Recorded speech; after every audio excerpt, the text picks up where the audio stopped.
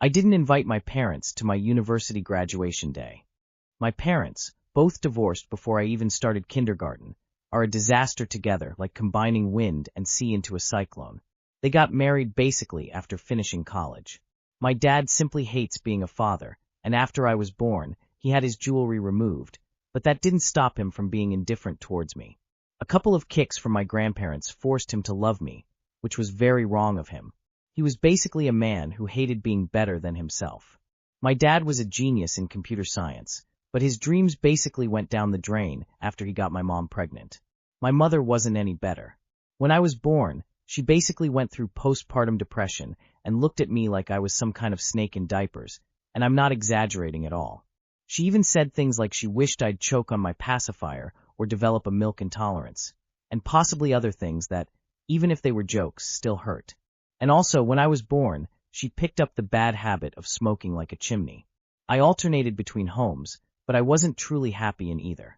Once, when I was 11, my parents were arguing about me. My mother tried to lose control during one of her psychotic episodes, which led to her being hospitalized in a psychiatric ward. I was placed in custody because I witnessed the situation. As a result, I went to live with some relatives, my father's cousins, who already had 4 children, and one more was enough. I didn't last even 2 months before they said they couldn't take me in for long. My father couldn't or wouldn't take custody because he also had his own problems, and his girlfriend was named Dalila. In the end, I went to live with my grandmother, my mother's mother, where, despite everything, I was happy. My grandmother, who was the sweetest person in the world, had to put up with me, angry at the world because I became so depressed that I even yelled at her for trying to control my life. But then I realized that I didn't really have a choice, and at least there was peace in her house. I got used to life away from both my parents. One good thing my father did was pay child support, but what made him hate me a little more was that when the judge ordered the payments to increase because there wasn't a fixed amount, he gave me between $200 and $300 a month, and more if I helped him with things around the house, as if I were a kid in need of charity. I was his son, and I didn't even live with him. The jobs ranged from mowing his lawn and replacing the roof tiles to washing his car, and he wouldn't even let me drive it. My mom recovered when I was about 15, and even though she was mean to me, she tried to change, in some way, although my visits were sporadic because she first had to complete 2 years of mandatory therapy, and she never called. My mom recovered when I was about 15, and even though she was mean to me, she tried to change in some ways. I wasn't perfect either.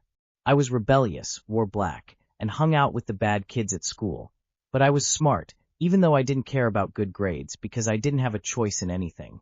I failed a year of school for trying to be cool by hanging out with the wrong crowd. I reconsidered a bit when my grandmother was diagnosed with a lung disease, and that's when I started to mature, but I was still a jerk. In the end, she passed away when I was 17. I went to community college and graduated with a degree in computer engineering because I was good at putting things together and taking them apart, but also at numbers. I graduated last summer, but I didn't invite my parents to my graduation ceremony. Although I don't think they cared that much either when I appeared on the school's social media, and my dad shared the news on his wall, and my mom left a long comment about her struggles as a mother and how her love helped me. I'm not interested at all, but I think cutting ties with those two might be the best thing for me. Thanks for reading. Congratulations on your graduation. Celebrate you. Celebrate your accomplishments. Congratulations. This mom right here is proud of you, OP. Congratulations. Everyone is absolutely livid at me for a dumb mistake, and I feel sick. I'm 25 female. I'm dog-sitting for my dad, while he and his girlfriend are on vacation. His girlfriend has 3 kids that stay here on and off. I don't talk to any of them, and none have been here because they mostly stay at their dad's. The way their house is, you just lock the garage and not the doors into the house. There is no code to get into the doors into the house, no keys. However, at about midnight, I thought I heard noises out there and got freaked out. Nobody else was at the house, so I just locked all the doors. At 2 a.m., of course one of his girlfriend's kids tried to get in and left because I locked them out. Everyone is so mad at me, and I genuinely did not mean to lock anyone out.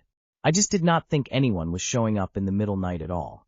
Everyone is acting like I did it on purpose, but I just got myself freaked out and wasn't thinking loudly crying face. I saw the kids' car driving away and tried to message them, but didn't have a number. Nobody ever comes at this hours. I dog sit all the time, so I didn't think it was going to be an issue. I always leave it open just in case they end up coming there. And of course the one time I lock it, one shows up at 2 in the morning, and everyone tells me I'm a terrible person. Do they not have keys to their mom's house? They should have gotten your number from their mom, and vice versa, just in case anything happened, anyways though NGL. They'd be singing a different tune if you got murdered by a burglar. I don't know why she didn't lock the doors. OMG, they are jerks. What an overreaction about nothing, face with rolling eyes. 28M. Parents want me to marry. I don't think I can because of my past. I don't even know why I'm posting this. Maybe just to get it out. I'm 28. Back in my hometown. Work from home job. Around 95K a month. I send money home. My parents are happy. They think I'm doing well. But I haven't slept properly in 2 years. When I was 21, I moved to Mumbai. Got placed in an MNC. 32K salary. For a small town kid that felt huge. Stayed in a tiny room in Santa Cruz East. Saved money. Sent payslips home. Standard story. There was a security guard in my building. Older guy. Over time I realized he was connecting people to clients. Men and women both. I knew what was happening. I had a stable job.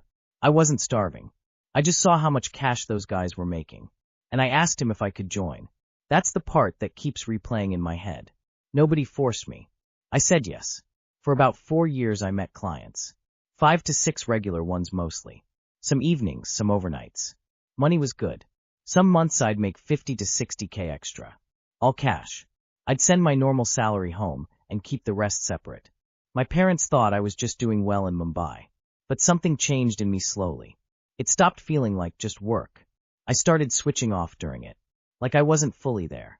Even now, if someone touches me, my brain immediately thinks in numbers. It's messed up. I can't separate closeness from money anymore. I don't date. Haven't been with anyone since I left Mumbai. If a woman stands too close, I feel tense. I calculate. I remember rooms. It's like my body reacts before I can think. 2 years ago gossip started spreading. I don't even know how. Someone talked. It reached my society. People started looking at me differently. Committee called me and told me to vacate quietly.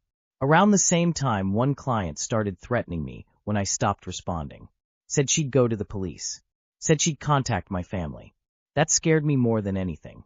I left Mumbai overnight. Literally packed one bag at 3 a.m. and left. Now I'm home.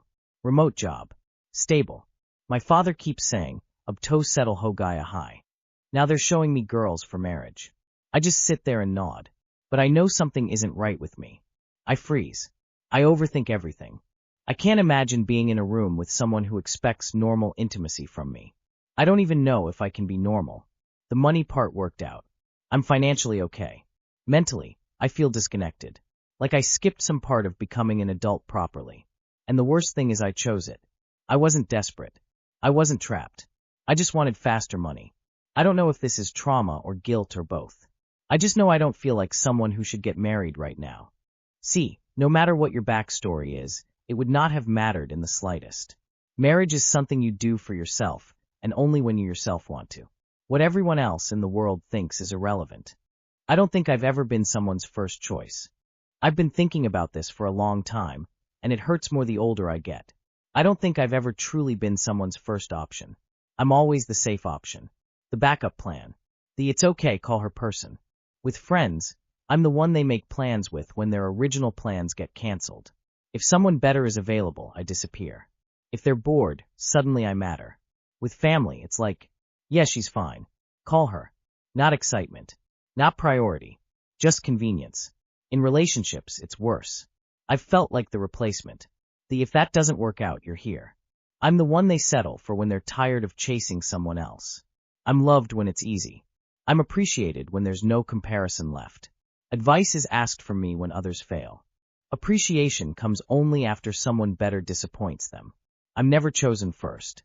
I'm chosen when there's no other option. And the hardest part? I don't even blame them anymore. I blame myself. Maybe I make myself too available. Maybe I show up too quickly. Maybe I teach people that I'll always be there, no matter what. But sometimes I just wish, just once, someone would choose me first. Not because they have to. Not because there's no one else. But because they genuinely want me. I'm tired of being the backup. I want to feel like a priority. Does anyone else feel like they are always the backup, never the priority? What's crazy is I literally just had this exact conversation. Make yourself your main priority. When I stopped calling my friends first, I stopped having friends. I'm torn if being lonely is better or worse than being a second thought.